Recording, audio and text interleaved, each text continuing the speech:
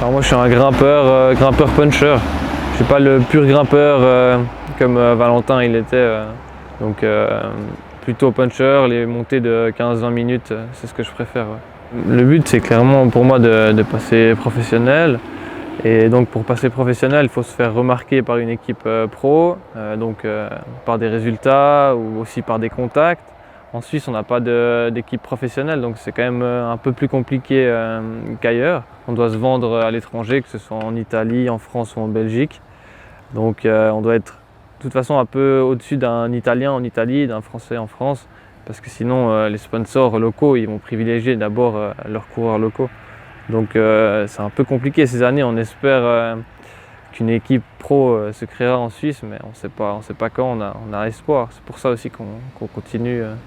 Moi là, je viens de finir ma dernière année à U23, donc c'est un peu les années importantes, c'est les années espoir et je dirais l'année après U23 et l'année d'après, c'est les années charnières jusqu'à 25 ans. Et donc là, le but, c'est vraiment d'aller chercher un gros résultat, de confirmer et puis de pouvoir aller toquer à la porte des équipes professionnelles. Que ce soit à l'entraînement ou en course, il y a des aspects différents.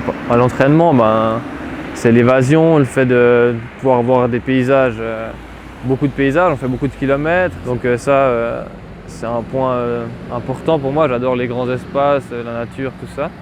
Et après en course, c'est l'adrénaline, d'être dans un peloton, de devoir être plus malin que l'autre, devoir bluffer, tout l'aspect tactique et jeu qu'il y a dans le cyclisme sur route. C'est mon père qui m'a transmis la passion pour la petite reine depuis toujours. Je regarde des courses de vélo, donc c'est cool aussi de partager la même passion que son père. Il s'investit à fond dans le vélo, il aurait espoir un jour de faire une équipe pro, c'est son rêve. Et peut-être une fois ça va arriver, s'il trouve des sponsors à gauche à droite. Ouais.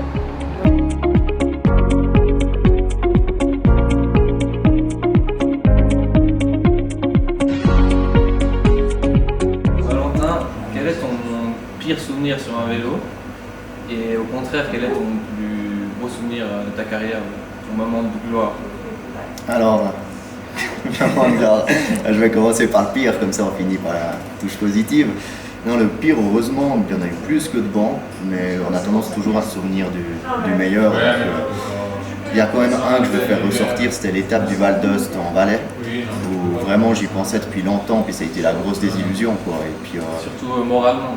Oui, moralement, quand on est au milieu d'étape où tu sais que tu as raté l'étape, j'étais parti en chasse-patate et puis au final j'avais complètement explosé dans le col du Lin et puis c'est le genre de situation où tu as les larmes, quoi. Tu as les larmes en pleine étape parce que tu te sens impuissant et tu sais que ça va pas le faire.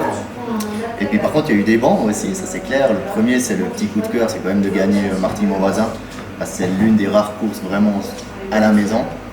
Puis après d'un point de vue purement sportif, il y a les titres de champion suisse, il y a de la montagne donc, et puis il y a aussi surtout la Tour de Romandie où il y a eu un soutien de l'entourage, des spectateurs qui étaient hors normes. Toute la semaine, psychologiquement, je volais parce que j'avais des messages tous les jours et tout ça. Et puis d'un point de vue sportif, performance, c'est Sibiu où je fais 3e derrière Bernal, ou bien Almaty où je suis tout proche d'un Fuglsang ou comme ça, où là tu sens que tu es fort, quoi. Et puis ça c'est vraiment les bons souvenirs.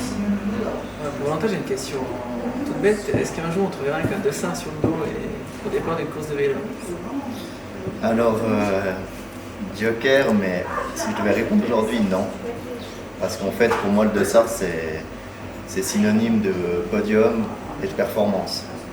Après, je l'ai eu fait par team, mais vraiment une autre approche, un partage avec des amis, ça oui. Maintenant, c'est le vélo pour moi, c'est ça, le partage avec des amis. Parce que ma personnalité fait que je recherche toujours à faire mieux. Et puis, si je fais une course à proprement parler, c'est insupportable pour moi parce que j'aurai toujours la comparaison avec avant. En fait, 2 questions en une. La première, c'est de se dire, est-ce que tu te rends compte le niveau que tu atteins alors que tu dis que tu fais ça en à côté, etc. Ça, c'est la première. Et puis, la deuxième, c'est d'un point de vue de ton organisation, comme tu as dit avant, tu as la famille, tu as le boulot avec des responsabilités, tu te lèves le matin pour aller au fitness l'hiver ou pour aller rouler, tu n'as pas beaucoup de temps. Est-ce que tu te dis que des fois, tu pourrais avoir moins de coups de barre ou être plus régulier au niveau des sensations sur le vélo, ou tu as l'impression de retrouver ton équilibre en fait avec tous ces aspects? Alors effectivement pour moi le vélo ou le sport en général, mais particulièrement le vélo, ça fait partie de mon équilibre. Comme tu dis, j'ai une famille, j'ai un travail qui est assez prenant, donc moi ça fait partie c'est un moyen pour moi de m'échapper et puis c'est un exutoire quelque part. Je me vide la tête sur le vélo et puis j'ai toujours quand même dans un coin de la tête la moteur du plaisir. Et puis c'est simplement ça qui me motive à aller sur le vélo. Je pense même si je faisais pas 1 ou 2 courses par année, je vais toujours faire du sport ou me dépenser parce que ça me fait du bien à la tête, c'est partie de mon équilibre en fait.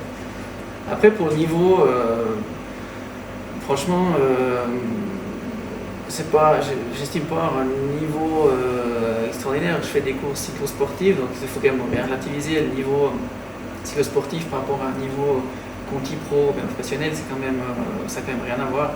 Et puis des courses très particulières aussi, plutôt des longues distances qui permettent à des gens d'un âge un peu plus avancé comme moi d'être plus ou moins haut niveau.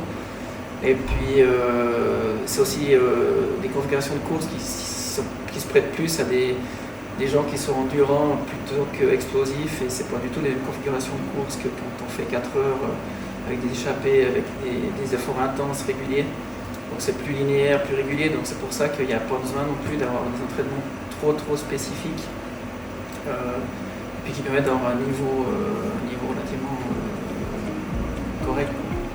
Ouais, l'objectif c'est clairement passer professionnel, oui.